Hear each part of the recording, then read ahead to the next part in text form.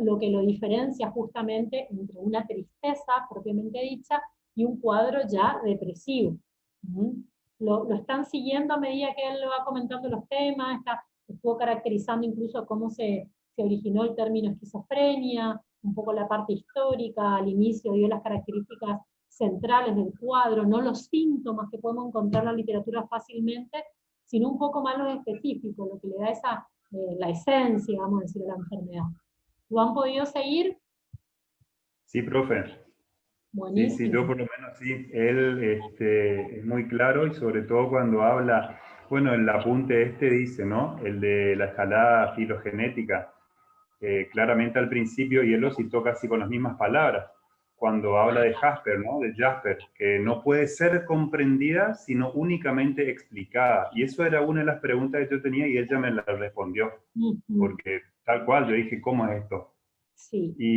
Y al final de la unidad 3 también acentuó mucho en eso que para nosotros lo central, decía, ¿no? Lo privativo de la esquizofrenia es la pérdida primaria y permanente de la conciencia en reconocerse como un individuo con identidad propia. Y el doctor después lo volvió a acentuar porque recalca, ¿no? Que ello es en definitiva la pérdida, dice él, de ese atributo filogenético reservado al animal humano. Así que genial. Sí, como si lo hubiese escrito él, ¿viste? En la literalidad. No, no, impresionante. Aparte, Esto es del 2010, hace 10 años lo escribió y lo dijo casi textual. sí, no, es una memoria admirable y envidiable tiene el doctor, te digo, eso es una Qué particularidad. bárbaro. Pero sobre todo, esto que vos estás viendo tiene que ver con la experiencia. El doctor Semper, de paso les cuento, atiende una de sus especialidades, tiene que ver con la psicosis y específicamente las esquizofrenias, por ejemplo. Es una de sus grandes fortalezas. Por eso yo le podía haber invitado cualquier clase del año, pero quería guardármelo para esta porque me parece que es mucho lo que tiene para dar. Él vive en Paso de la Patria, así que puede tener problemas de conexión. Por ahí no se está pudiendo conectar, de hecho yo lo estoy llamando y no me entra el mensaje ni al celular. Así que por ahí avanzamos nosotros y si él se vuelve a ingresar, cortamos lo que estamos haciendo y seguimos con él. ¿Quieren?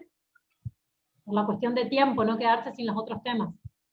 Como usted diga, profe. ¿Están de acuerdo? ¿Quieren?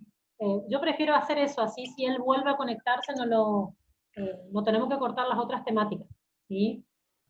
No, Vamos como a... usted diga, profe. Bueno, vamos a avanzar entonces un poquito con los otros temas. Igual, no obstante, vuelvo a repetir, si surge alguna duda de esquizofrenia, escríbanla por el chat, para eso tenemos. Yo estoy grabando las clases, a veces hay algunos problemas para convertir, está convirtiendo todavía la clase anterior, así que, pero si todo va bien, voy a subirles esta clase a la plataforma, seguramente por YouTube, como hicimos la vez anterior, y van a tener para volver a verla. Me gustaría que cuando lo escuchan o si la vuelven a ver en la clase, que vayan tomando nota, porque da muchas características importantes que por ahí no van a encontrar específicamente en un libro, y que son las que más le van a servir el día de mañana para el mundo del trabajo específicamente, que es lo más importante acá. Ustedes saben, como yo les decía, para hacer un paréntesis con esquizofrenia, mientras los esperamos a ver si él vuelve, Vicky, si vos querés, intentar llamarlo una vez más, por favor, así yo avanzo con los chicos y probar a llamarlo o escribirle avisándole que nosotros seguimos acá, cualquier cosita. Dale, ahí le escribo. Gracias, Vicky. Entonces les decía, chicos, nosotros el jueves que viene tenemos nuestro examen parcial. Va a ser el primero, porque ustedes, como saben, en el primer cuatrimestre se les contabilizó por la entrega de trabajos prácticos, así que este va a ser nuestro primer trabajo en realidad de psicopatología. Yo ya aclaré esto de entrada, pero lo vuelvo a aclarar por las dudas si alguien no leyó o no lo entendió o demás. Por más que no hayan tenido el primer parcial, no es que yo les voy a tomar los temas de todo el año, no es como un examen final, es solo los temas del segundo cuatrimestre, que el segundo cuatrimestre empezó justamente cuando yo dejé de dar las clases y las dio la profesora Victoria Díaz. Ahí, con ese tema que era trastornos de ansiedad, luego trastornos de la personalidad, ahí empezamos el segundo cuatrimestre. Yo les pasé por escrito, pero de ahí en más son los temas que se desarrollan, incluyendo esquizofrenia, que es el tema que vimos la clase pasada. ¿Sí? El examen va a ser el jueves de la semana que viene, yo ya les voy a avisar a lo largo de la semana cuál va a ser la modalidad, porque ya está medianamente armada, pero no les quiero informar hasta que no esté definida del todo, porque estoy ultimando unos detalles. Imaginarán que no es nada fácil evaluarlos. Supongo que para algunos es una situación desagradable, incluso esta, otros la verán como una ventaja, porque pueden cometer algunas picardías, como copiarse o demás. Ya quedará en la conciencia cada uno. Yo no soy acá policía, solo soy profe y me toca enseñar y evaluarlo de esta manera, así que es lo que haré. Yo haré mi parte y ojalá ustedes tengan la suficiente honestidad como para hacer la suya, ¿no? A ver qué preguntan acá. Bien, seguimos. Estos temas para el doctor Semper. Ahora quiero saber, yo como les dije, en esta clase no vamos a retomar todos los temas de un cuatrimestre, simplemente para ir a preguntas específicas que hayan surgido de los temas abordados. Si alguien quiere, como dijo la compañera, no sé qué compañera era, si era Lundila o quién era la que propuso esto de que se arman ordenadas las preguntas, para que no nos superpongamos, si quieren pueden escribir las preguntas que tengan. Les pido que sean ordenados, hagan el tema primero, si es trastornos de ansiedad, y la pregunta abajo. Les doy un momento para que piensen o miren en sus apuntes si anotaron alguna pregunta.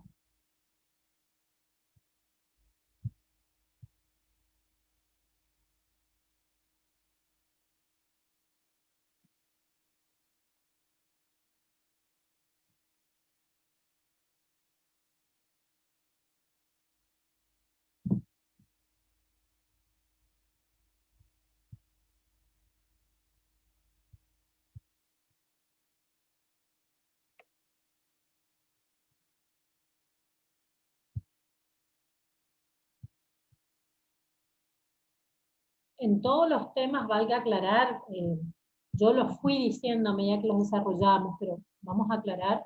En el trabajo ustedes tenían que hablar de diagnóstico diferencial. Uno de los compañeros me había preguntado, no sé si lo compartió con el resto, a qué nos referíamos con los diagnósticos. Voy a hacer esa aclaración, que ya la hemos hablado desde el primer cuatrimestre, y en los distintos temas lo volví a aclarar, pero nunca está de más que quede bien claro. Cuando una persona hace un diagnóstico frente a un paciente, que para eso tiene que ser un profesional con la competencia necesaria, pero ustedes están justamente en ese proceso de formación, por eso hacemos prácticas de diagnóstico, lo primero que se hace es lo que se llama un diagnóstico presuntivo. Es lo que creemos, el diagnóstico que creemos que tiene el sujeto, ¿sí? ¿Cómo sabemos, de dónde sacamos los datos para hacer de esa creencia?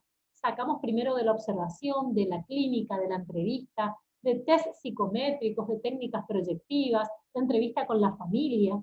De todos esos datos nosotros hacemos un diagnóstico presuntivo, ¿sí? Que ese diagnóstico presuntivo a veces se puede hacer en el primer encuentro, y eso tiene que ver por una parte con la experiencia clínica que tenga el profesional, pero por otra parte es fundamental con la formación teórica que tenga también el profesional.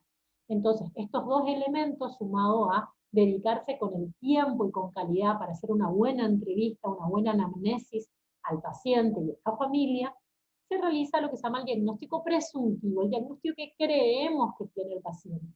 Yo les decía que en algunos casos lo podemos hacer en un primer encuentro, y eso tiene que ver un poco con la experiencia que uno tenga. Es decir, si yo trabajo, yo soy psicóloga hace 13 años, se imaginarán que 13 años atrás me llevaba un tiempo y un montón de estrategias que tal vez hoy me ayudan a corroborar o las acompaño, pero ya no las necesito para hacer ciertos diagnósticos, o eso se espera, ¿no? Que a través del tiempo uno vaya adquiriendo cierta experiencia y se siga formando, porque esta es una profesión donde nunca terminamos de formarnos.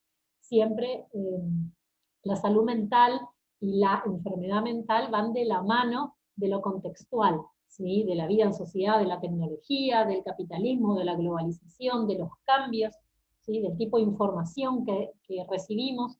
Entonces van cambiando también los diagnósticos, va cambiando hasta el criterio de normalidad, ¿sí? Antes se podía considerar enferma o adicta a una persona que pasaba determinado tiempo frente a una computadora.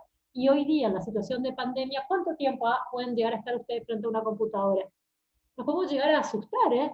Entonces, en otro tiempo diríamos que estamos bajo un criterio de adicción. Y hoy, en realidad, podríamos decir que es adaptativo, porque hoy necesitamos de ese tiempo. Yo hoy atendí por lo menos 4 pacientes frente a la computadora. Luego di clases, sigo acá, ¿se entiende? Y aparte de eso, estuve corrigiendo trabajos prácticos a la mañana, la cantidad de tiempo que podemos llegar a estar. Entonces, ¿Por qué tiene que ver con la situación de actualidad? Normalmente, entre comillas, tal vez eso no sería así, pero por la situación actual, adaptada al contexto, terminamos incurriendo en un montón de tiempo frente a la computadora en este caso. Entonces, teniendo en cuenta eso, decimos que los profesionales vamos adquiriendo cierta experiencia y cierto conocimiento, y el tiempo que nos puede llevar a hacer un diagnóstico puede ser desde una entrevista hasta varias entrevistas. Eso va a depender de muchos factores, incluso de la capacidad de conciencia de enfermedad que tiene el paciente, que es otro de los criterios que suele estar afectado en la esquizofrenia. La conciencia, el sujeto no tiene conciencia de enfermedad. Entonces eso también muchas veces nos traba un poco más, nos perjudica el hacer un buen diagnóstico, ¿sí? Son distintos elementos que vamos utilizando. Y a la par de eso, hablábamos también de lo que se llaman los diagnósticos presuntivos, que esa es la pregunta que nos hacía un compañero.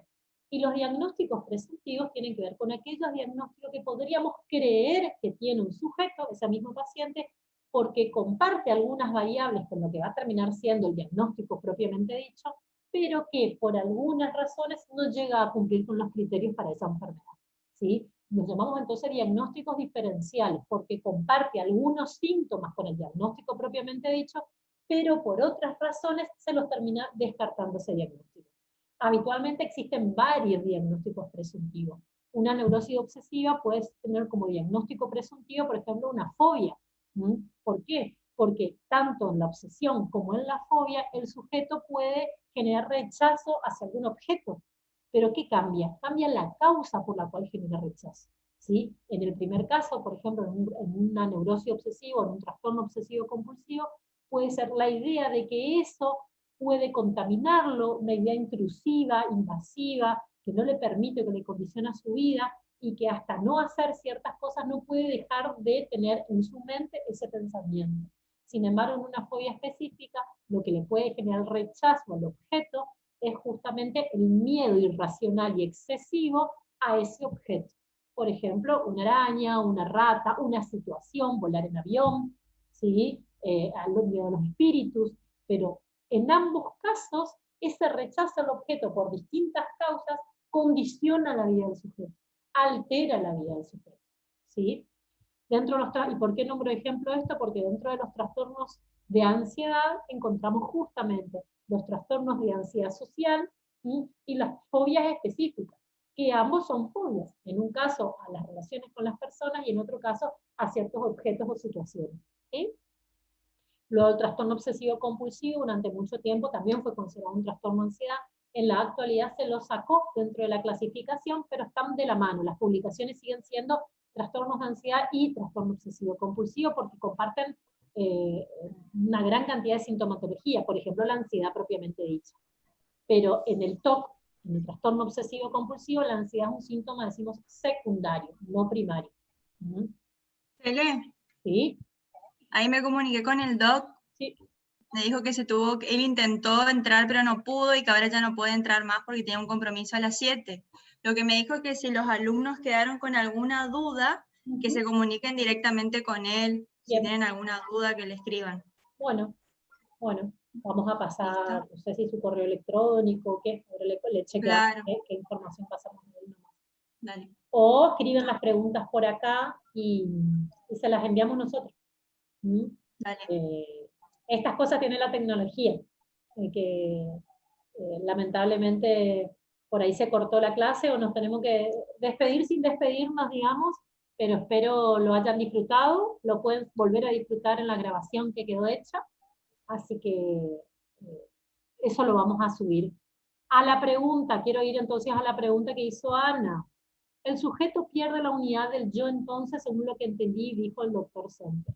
Lo que ya dijo el doctor Semper, lo dije yo en la clase y lo volvemos a repetir, tiene que ver con esa identidad personal, ¿sí? Esto de pensar como pienso, que lo llamamos metacognición, ¿se acuerdan? La capacidad de pensar como pienso, ¿sí? El sujeto, la mente escindida, que de ahí viene el término esquizofrenia, justamente sí, hay una pérdida de la unidad del yo, pero no solamente eso, lo que está diciendo el doctor es que va un poco más allá la pérdida. No solo que el sujeto perdió esa unidad, esa integridad, sino que perdió la conciencia de sí mismo, la conciencia de sujeto único, con su identidad única, primaria, permanente, y hay esa pérdida de la capacidad de autoconciencia, de pensarme a mí mismo como ser humano, como sujeto, como persona, con mi identidad personal. ¿Qué otra cosita? ¿Qué otra? No me hicieron ninguna pregunta a los otros temas. Buenísimo, si no hay consultas, si fueron haciendo oportunamente a medida que damos los temas, me parece muy bien. Espero que sea porque han comprendido y no porque no están estudiando, entonces nos surgieron preguntas. No sé si quieren, si hay alguien que quiera hacer algún comentario, pregunta más. Yo, profe, disculpe. Yo quería saber, porque siempre tiendo a confundirme el trastorno bipolar 1 y el trastorno bipolar 2. Bien. El trastorno bipolar tipo 1 decíamos, primero que ambos forman parte de los llamados trastornos del humor y como bien preguntabas, dentro de los trastornos bipolares. Si decimos bipolares es porque en ambos casos el sujeto cicla entre un polo y el otro. ¿Cuáles son esos dos polos? La manía y la depresión, ¿sí? En el trastorno bipolar tipo 1, el sujeto cicla entre la manía propiamente dicha y el trastorno depresivo mayor, los dos polos más exacerbados, ¿sí? Y al haber esta característica puede presentarse sintomatología psicótica, delirios, alucinaciones, el sujeto puede presentar alteraciones en la personalidad, el sujeto puede presentar severas alteraciones en el sueño, puede llegar a dormir 2 o 3 horas y ya sentir que no necesita reponer energía, generalmente comen muy poco, bajan mucho de peso, están en un montón de actividades al mismo tiempo de manera muy dispersa, su diálogo puede ser incluso incomprensible, tal nivel de logorrea y verborragia que puede ser incomprensible para el interlocutor, fuga de ideas, el sujeto empieza a hablar una cosa y fuga a otra, y no podemos conectar, puede llegar a tener conductas de exhibicionismo por la calle, circular desnudo, puede llegar a tener conductas de agresividad o de violencia, todo esto durante el polo maníaco. Eso, con que ocurra 5 días de seguido ese tipo de conducta, podemos hablar de un diagnóstico de manía. Habitualmente se alterna con episodios de trastorno depresivo mayor, que es el extremo inferior dentro del polo depresivo, donde el sujeto presenta, por una parte, lo que llamábamos tristeza vital, que es eso que recién describía el doctor Semper, de que es una tristeza distinta a la tristeza por la pérdida de un ser querido, pongamos, una situación difícil. Decimos que una tristeza distinta la llamamos tristeza vital. Luego puede presentar conductas de pesimismo, ideación suicida, recurrente pensamiento de muerte, amenazas de muerte, puede presentar intentos de suicidio propiamente dicho, alteraciones otra vez en el sueño, alteraciones en el apetito, conductas de ansiedad o de agitación, baja autoestima, autocrítica severa, ¿sí? Y todo eso viene alternado nuevamente o no, porque puede presentar un solo polo u otro con la manía. Sin embargo, por las características que acabo de describir, se imaginarán que es un tratamiento que no solo podemos hacer ambulatorio, yendo al consultorio una vez a la semana, y con psicofármaco el paciente habitualmente se nos muere, porque se pone en una situación de riesgo o porque se suicida. Es realmente muy serio el trastorno bipolar tipo 1, uno de los cuadros más serios que podemos tener en psiquiatría. Sin embargo, existe la opción de internación. Una internación no al estilo siglo XVII, donde se la ata a la persona, sino un tratamiento donde sí va a tener estabilizantes del ánimo para bajar ese nivel de angustia en el sujeto o de excitabilidad, que recuerden que la euforia, yo cuando vi el tema trastorno bipolar les explicaba, la euforia puede ser euforia placentera o euforia displacentera, que en ese caso se transmite en agresividad. El sujeto entonces habitualmente requiere hospitalización, donde recibe tratamiento psicológico, psiquiátrico, y a veces un tiempo de prolongación un tiempo de internación que puede ser prolongado. Esto se diferencia de lo que llamamos trastorno bipolar tipo 1, tipo 2, porque principalmente que en el trastorno bipolar tipo 2 la alteración o la ciclación entre los polos va a ser entre la hipomanía y el trastorno depresivo mayor o la distimia. Pero la diferencia va a estar acá, no acá. Es decir, en el primer caso, como ya lo dijimos, en el trastorno bipolar tipo 1 va a presentarse manía. Sin embargo, en el trastorno bipolar tipo 2 se va a presentar hipomanía. En ambos cuadros se alterna con el trastorno depresivo mayor o la distimia. La hipomanía, a diferencia de la manía, ahí tenemos, son diagnóstico diferencial, porque comparten muchos síntomas. Pero ¿en qué se diferencian concretamente? Primero, la intensidad de los síntomas. Son mucho más severos en la manía que en la hipomanía. Hipo, de hecho, significa poco. Entonces, similar a la manía, pero de menor intensidad. Esa es la primera gran diferencia. La segunda gran diferencia tiene que ver con el nivel de malestar que genera en la vida del sujeto. La manía genera mucho mayor deterioro en la vida que la hipomanía, que también genera deterioro. Es una patología, es una psicopatología, recordemos, no estamos hablando de una persona que solamente está acelerada, solamente. Es mucho más que eso, también hay alteraciones en el sueño, en el apetito, alteraciones en el trabajo, logorrea o verborragia, alteraciones en el pensamiento. Lo que pasa es que todo esto es de mucho menor intensidad. ¿Sí? De hecho, la persona que está hipomaníaca generalmente se dice que está excesivamente optimista, cree que está convencida que va a sacar la lotería, que todo le va a salir bien. Entonces, tenemos casos en el consultorio, por ejemplo, nosotros hay gente que en estado de hipomanía ha ido al casino o ha ido a algunos juegos de mesa clandestinos y han llevado los títulos de su casa, de sus autos, han llevado dinero, dólares que tenían ahorrado para la educación de sus hijos, porque tienen esta sensación excesiva de grandiosidad, ¿sí? Como si estuviesen dotados de un don especial, tan nivel de autoestima que ya pasa a ser distorsionado, ¿se entiende? Y el sujeto termina tomando decisiones apresuradas y riesgosas, puede presentar también hipersexualidad y tomar decisiones realmente peligrosas. Estando hipomaníacas, las personas también tenemos casos en el consultorio que se han contagiado de enfermedades venéreas, de SIDA, de un montón de cuestiones, porque el sujeto no llega a evaluar las consecuencias de sus actos. Es tal el nivel de impulsividad que actúa antes de decidir. Y esa hipomanía en el trastorno bipolar tipo 2 se alterna con episodios depresivos, que también pueden ser depresión mayor también, no crean que no, también pueden presentar otra vez ideas de muerte, de suicidio, la tristeza vital, el pesimismo, la baja autoestima, la ansiedad, alteraciones en el pensamiento, alteraciones en la concentración, agitación, ya dijimos alteraciones en el apetito, el sueño, la sexualidad y un montón de otras que ya hemos hablado. La gran diferencia otra vez tiene que ver que el trastorno bipolar tipo 2 habitualmente lo tratamos de manera sí ambulatoria, es decir, con psicofarmacología, hacemos habitualmente en el consultorio todo lo que se llama psicoeducación a las familias, se cita a las familias, se le explica el diagnóstico, se le hace algunas orientaciones y se le pide que haya un contacto directo, cercano entre familia y profesional, psicólogo, psiquiatra o acompañante terapéutico. Trabajamos mucho con los acompañantes terapéuticos en los trastornos bipolares tipo 2.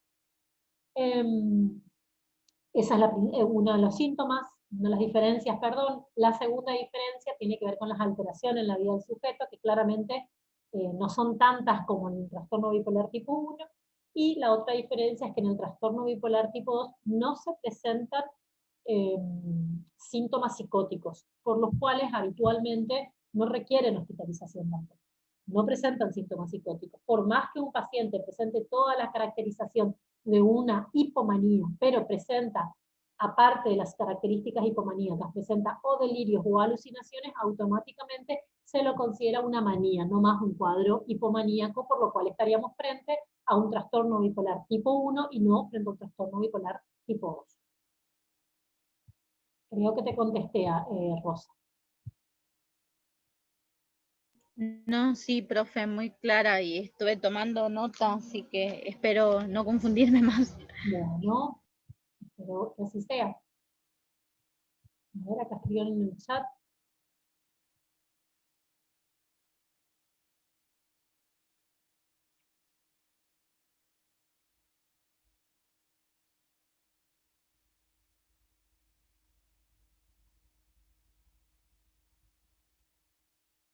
Bien, las alteraciones de la conciencia del yo corporal. El sujeto, así como decíamos, hablábamos de la alteración de la conciencia de sí mismo, las alteraciones en el reconocimiento del propio cuerpo.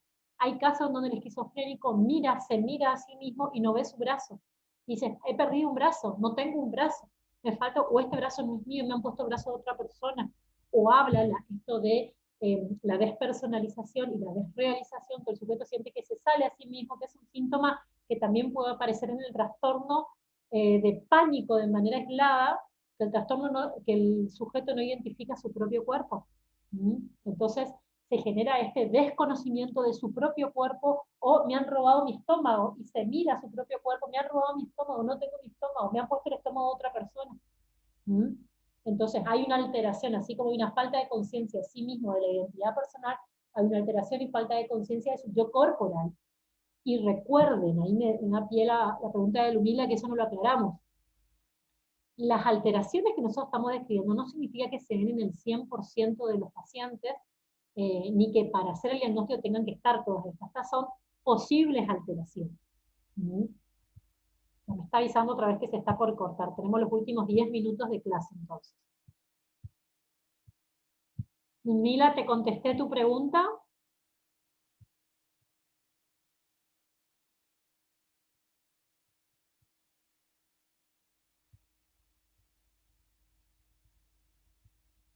Parece que se fue Mila. Bueno, ¿alguien más que quiera hacer alguna otra pregunta para que vayamos cerrando, chicos, chicas? Profe, disculpe, no es con respecto, digamos, a otro tema, sino con respecto a el cronograma. Este jueves que viene tenemos el parcial y quería saber si sigue el cronograma, si hay recuperatorio del segundo parcial y si es el jueves 5 de noviembre como estaba en el cronograma. Rosa, vos leíste la clase porque me mandaste un mail preguntando los temas que entraban, y yo puse en las dos últimas clases, puse los temas que entraban, y esto también puse en las dos últimas clases. Te pregunto porque me llama la atención tu pregunta, porque aclaré en las dos últimas clases por escrito está que el recuperatorio va a ser 2 semanas después del parcial, el 5 de noviembre, ¿sí? El jueves. Perfecto. No, lo que pasa es que a mí se me había roto las cosas de internet y todo eso, y por eso no habré visto justamente esas partes, y tuve que mandar a arreglar porque la pantalla no se veía bien. Por eso debe ser que esa parte no vi, disculpe. No, está bien. Te pregunto nomás porque me llama la atención, porque las dos preguntas que me hiciste fueron cosas que estaban escritas, por eso es importante. Las clases que yo mando, chicos y chicas, son para leer, para estudiar, no reemplazan, ya les dije en reiteradas ocasiones, lo que yo les mando escrito de clase no reemplaza la bibliografía, es solo una guía para el estudio, ¿sí? Pero no reemplaza, pero no descarta, ¿se entiende? Tienen que leer las dos cosas. La clase escrita, que reemplaza a la clase oral que hubiésemos tenido si estábamos en la presencialidad, y el material bibliográfico, que es el mismo que trabajo todos los años, voy actualizando alguna cosita, pero repasen las dos cosas. ¿Alguna otra pregunta, comentario?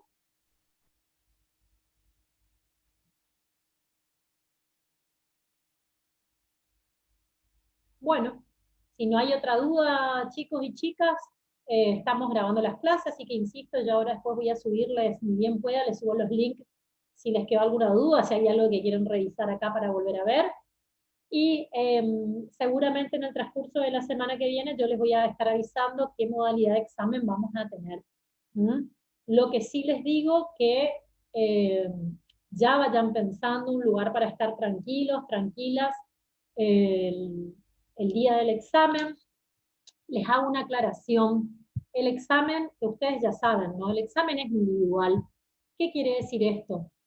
Nosotros ya sabemos, los profes nos hemos enterado, y ustedes probablemente sabrán que nos enteramos, y si no yo les cuento que no solo yo, sino que la mayoría de los profes ya estamos al tanto que para algunos exámenes anteriores, se han juntado en una casa para realizar el examen todos juntos, se han ayudado. Yo les cuento algo, porque la verdad que yo no quiero tener problemas con nadie, a mí no me gusta, yo les quiero ayudar, les quiero enseñar lo que pueda. Los y las comprendo, como les dije el día 1, lo complicado que debe ser estar aprendiendo de esta manera, pero es lo que nos toca. Así es simple, se trata de aprender a aceptar y adaptarnos, el concepto de inteligencia de Piaget, a lo que el contexto nos propone que es esto. Yo les cuento para que ustedes sepan. Pueden llegar a tener problemas con la facultad, problemas hasta que se le saque a alguien la materia, el título. Hemos tenido un caso que le han dejado libre en todas las materias por el año, si se descubre alguna de estas situaciones nuevamente. de que ustedes se han juntado para rendir un examen. Salvo que esté en la consigna que un docente les diga directamente el examen es de A2, que no es el caso de psicopatología, ustedes no pueden estar en el mismo domicilio. A nosotros nos han hecho ofrecimientos de darnos un programa, deben saber que existe, que los profes podemos detectar a través del IP de la computadora, porque nosotros le pedimos de cierta manera que ustedes ingresen, si están juntos o no, si están reunidos o no. Es muy fácil eso descubrir. Yo no me quiero meter en todo eso, no es mi caso, yo no quiero perseguir a nadie, no soy policía, vuelvo a repetir. Prefiero apelar a la buena voluntad de ustedes, y si la facultad sí toma una decisión, bueno, se verá que se hace, pero les pido desde como buena voluntad, buena onda, si quieren ponerlo, que lo hagan de manera individual, que lo hagan en los lugares donde suelen estar, si en su casa, si en la casa de tus padres, si en la casa de un amigo, amiga, en donde puedan, pero que lo hagan de manera individual, de que no es un trabajo grupal. Ya hemos tenido múltiples trabajos grupales, y les pido, bueno, por ustedes, solo por ustedes, de que lo hagan de manera honesta, vamos a decirlo así. Eso es todo. Esa es toda la aclaración que quería hacerles. Así que éxito para todos, para todas. No soy kirchnerista, por más que diga todos y todas, como alguien me preguntó en un momento si era fanática de Cristina. No, no soy kirchnerista, para nada. Pero hay mujeres y varones, simplemente por eso hablo así. Un compañero me hizo esa pregunta, por eso hago esa aclaración. Les mando un beso a todos, éxitos en esta semana, que puedan terminar de leer bien, de estudiar, de comprender, y si alguien no alcanzara con el estudio, luego tenemos un examen recuperatorio. Mi idea es que ustedes aprendan, no complicarlos, y si me toca evaluarlos, esa parte me toca, pero es que puedan aprender. Gracias, profe. A ustedes. Que tengan un lindo fin de semana, a pesar del estudio. Igualmente, profe, Gracias. hasta luego. Muchas gracias. Muchas gracias, profe, por la aclaración bien clara, y que tenga un buen fin de semana y Día de la Madre este domingo. Muchas gracias, Rosa. Ustedes también, no sé si hay más mamás acá en el grupo, pero si hay alguna, o a sus madres, también felicidades, que tengan un lindo día todos y todas.